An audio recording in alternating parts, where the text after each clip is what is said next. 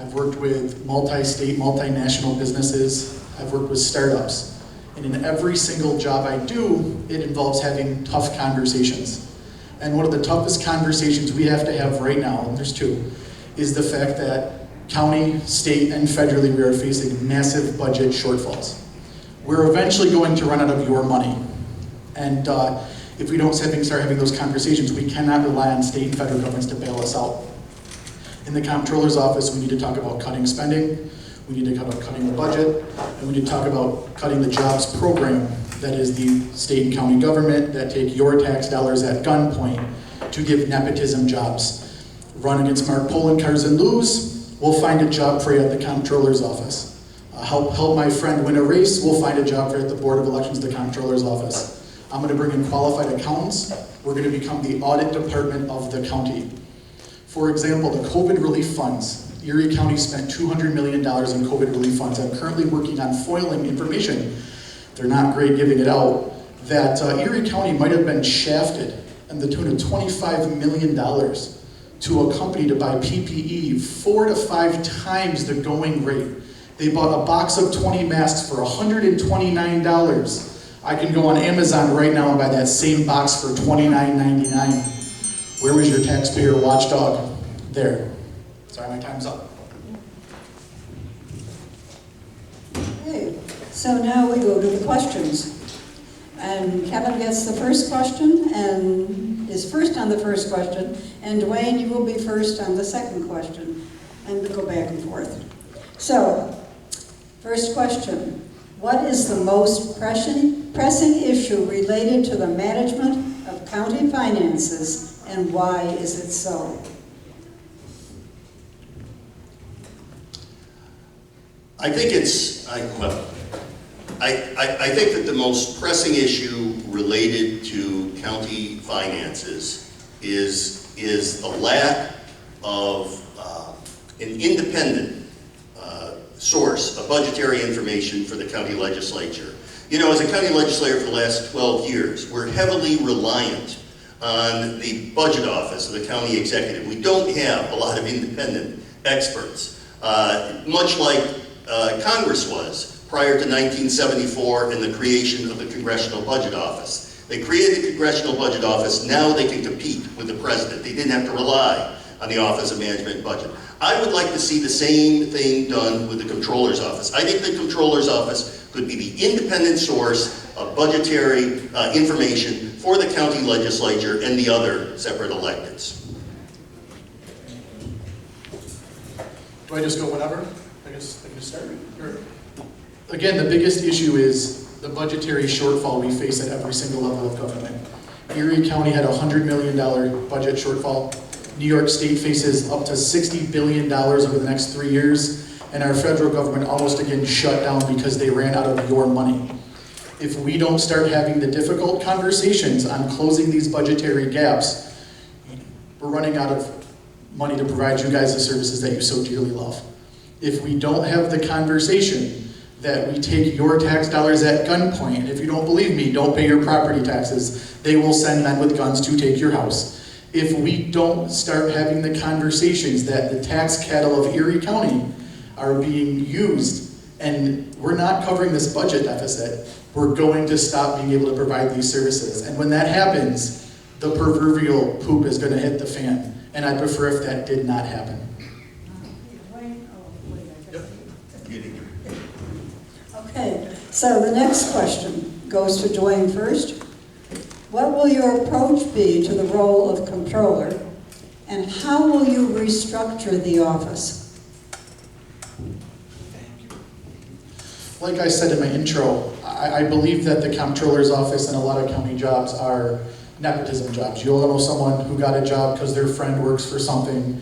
You bring in nepotism hires. You lose a race to somebody and you find a job in the Comptroller's office. I'm going to start bringing in qualified accountants that are going to audit and double check every single thing. We're not going to let $25 million go to a company that is going to charge you $130 for a box of 20 masks and you can get them for $29.99 on Amazon. That cannot happen. That's $25 million of your money. It's not my money. I didn't give them $25 million, you guys did. And we need to start becoming the internal audit function of the county. We have to start acknowledging that there is massive issues, and there's Buffalo Billings, another great example of that, and we can go on about that, but we have to start acknowledging that there are massive issues in our county government. I wish the sheriff's candidates were here, because I'd love to ask them who the biggest criminals in Erie County are. And it's not the guy that's going to steal your TV, it's the government that's taking 60% of your income and using it to get richer. You know, Dwayne, if you were in my class, I'd turn to you and say, I'm the one that makes jokes in this class. But that was very good. Dwayne was also right about something else. Those people, those career professionals, those accountants in the office, extremely important. I would like to put my own stamp on the office, however. In addition to the accounting functions that Dwayne talks about, I think I would like to see the Comptroller's office become the hub for policy analysis in Erie County. When there's a new proposal coming out, whether it's the stadium or ErieNet, the broadband service, or a new convention center, I think we ought to have the sorts of people in that office, you talk about restructuring, the question references that would be able to ask the right questions, get the right answers, and share those answers with our other partners in county government. Thank you. The next question goes first to Kevin. How do you plan to take politics out of the Comptroller's office? I think this goes back to the culture change that I talked about. I think we have to, rather than running for some other office, whether it be Congress or county executive or whatever, I think the person that heads up this office, a controller, has to set the tone within that organization. Let the people know in that department on day one, who I think are very demoralized right now after several years of nonsense. Let them know that I will let them know that I will have their back, that I respect what they do, and that I will create an environment in which they can work free of politics so they can go about getting those numbers and sharing them and let the chips fall where they may. A great way to remove politics is to invite someone, elect someone who isn't Republican or Democrat. That'd be a start. But the other issue is not weaponizing the Comptroller's office. Right now in Erie County, Republicans and Democrats want to play against each other, so then you hate your neighbor, you hate your cousin, you don't talk to your niece who voted for Bernie, and you voted for Trump, and you don't talk at Thanksgiving. Right now, Reds and Blues want to keep you divided, so they, again, ignore the most pressing issues is the federal government, state government, and county government is a jobs program. They take your tax dollars and they pad their pensions, they pad their paychecks, and they pad their net wealth. Politicians are continuously getting richer, and a lot of people in this room might not be. And so I think it's the best way to remove politics from that is to acknowledge the fact that the political class wants you divided. They want you mad at each other, to ignore the fact that they are dropping the ball catastrophically at all levels of government.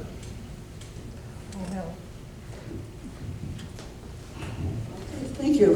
And the next question. Okay, got it, sorry. Okay. Ready? Yeah. Okay. How would you address problems related to Erie County's fiscal health related to COVID-19?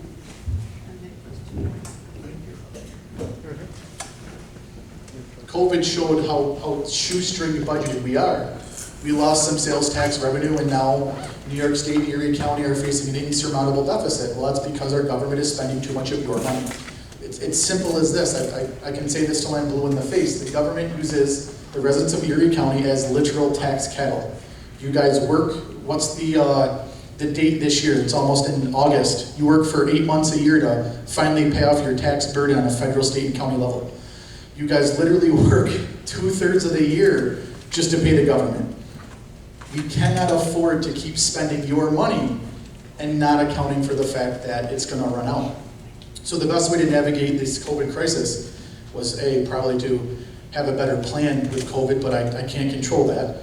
And B, understand that things change. And again, you're going to run out of other people's money, and cutting the budget so it doesn't need a miracle when something like this happens. Again, New York State cannot bail us out. The federal government cannot bail us out. They are running out of money as well. COVID hit home in the Hardwick household last month. My wife did not get COVID, but she does have rheumatoid arthritis, severe rheumatoid arthritis. Her life is made bearable because she can get a monthly infusion of a drug called Actamen. That it's an anti-inflammatory, and it allows her to walk, to function. Last month she went for her monthly infusion. Medicine wasn't there. The medicine wasn't there because the FDA recently approved it for a drug, anti-inflammatory, for fighting COVID, the lungs, right? So there's a nationwide shortage. My wife could not get it. There is no vaccine for rheumatoid arthritis. This question is personal. I will make sure, well, I'll tell you what I won't do. I won't give people who violate regulations, who are fined 100 years to pay off their fine. I think that's an insult to my wife and to everyone else that deals either directly or indirectly with COVID.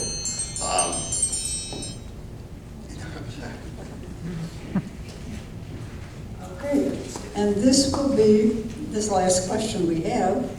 And so it goes first to Kevin. How do you plan to be an independent comptroller? I just will. I mean, I have a history of being independent, of crossing party lines. I don't know how many of you know this, but I'm a former Republican. When I was a Republican, I, on several key votes, crossed over and joined the Democrats. There was one important one on ECMC for funding for the new emergency room. I bucked the Conservative Party chair and the Republican boss, and I voted in favor of that. And I lost the Conservative endorsement in the next election as a result. More recently, I've voted against the county executive. He's not too pleased with me right now. I voted against that, or I voted for the override of his veto of that hunting law. He'll get over it, and we will work together. I am independent. I've always been independent. I will continue to be independent, but I also will work with people on things that we agree on. The best way to keep it independent is to elect an independent candidate. That's me here. No, you know, Kevin makes a good point. Lately, there's a lot of politics going on in Erie County, right? And I said it's earlier, right hates left, left hates right. You know, we fight at the dinner table, and that's what they use to keep us divided and not having these conversations.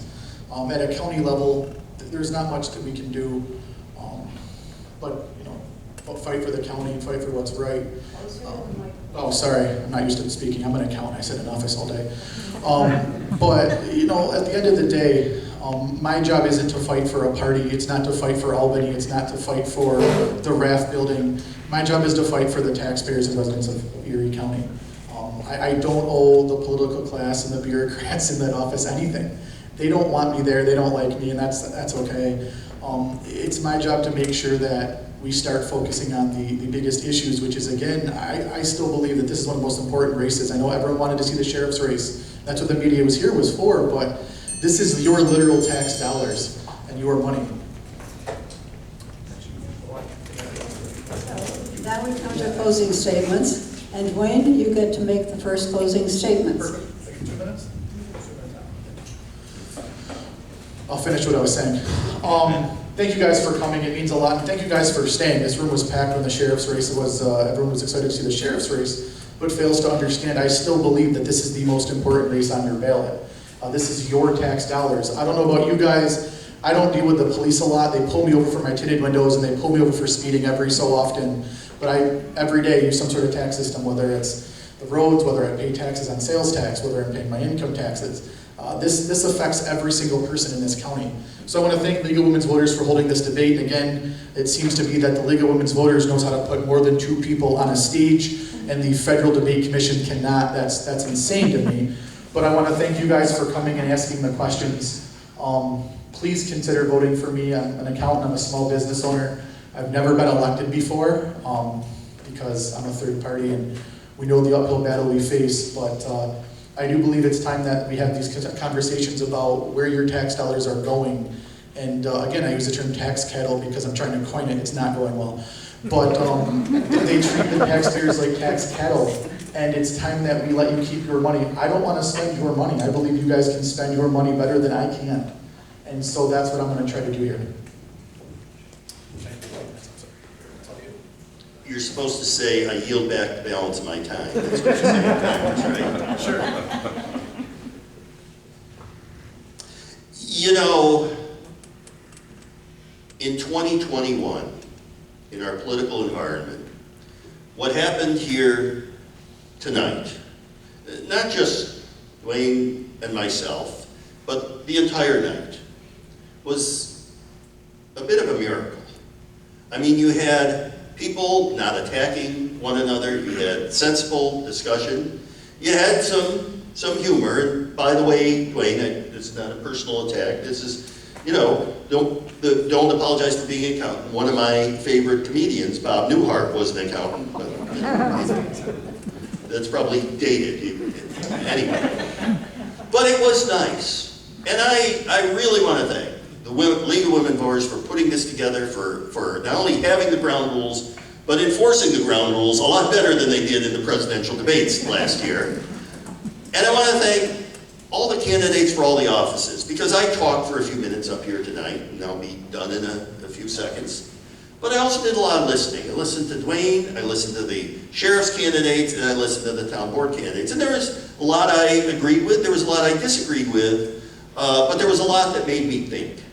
And that's something that's lacking these days. You know, at Canisius College, they expect me to teach my students critical thinking.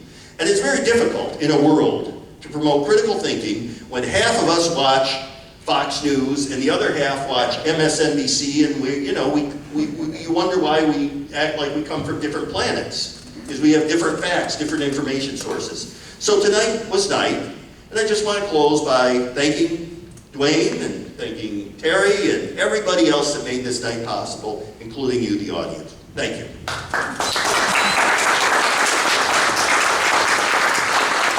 There's a reason why the league no longer conducts presidential debates, because the political parties didn't like the way the league did it. And we still conduct debates and candidate forums in the same way.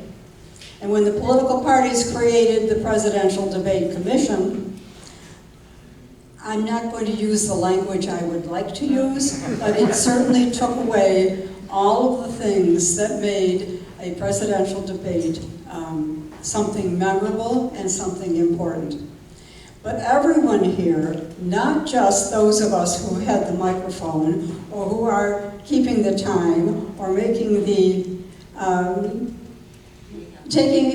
being the videographer or checking the questions, which you didn't have to throw any away, it's everyone here who behaves in a civil, reasonable, attentive manner. So I thank everyone who was here. I'm sorry that too many people were just interested in one or two races, but one or two, no, that's right. And I want to thank especially Ellen Newmeyer and Judy and Allison and Ellen, two Ellens, for all the work that they did to make this happen. And I want to thank everyone here. Remember, when you go to vote, take someone with you, and use early voting if it works for you. Make sure you study the issues, especially the proposals. Turn that ballot over and make sure you vote on those. They are important. And if you aren't familiar with them, you realize how important they are. Have a wonderful day. Have a wonderful fall. Thank you.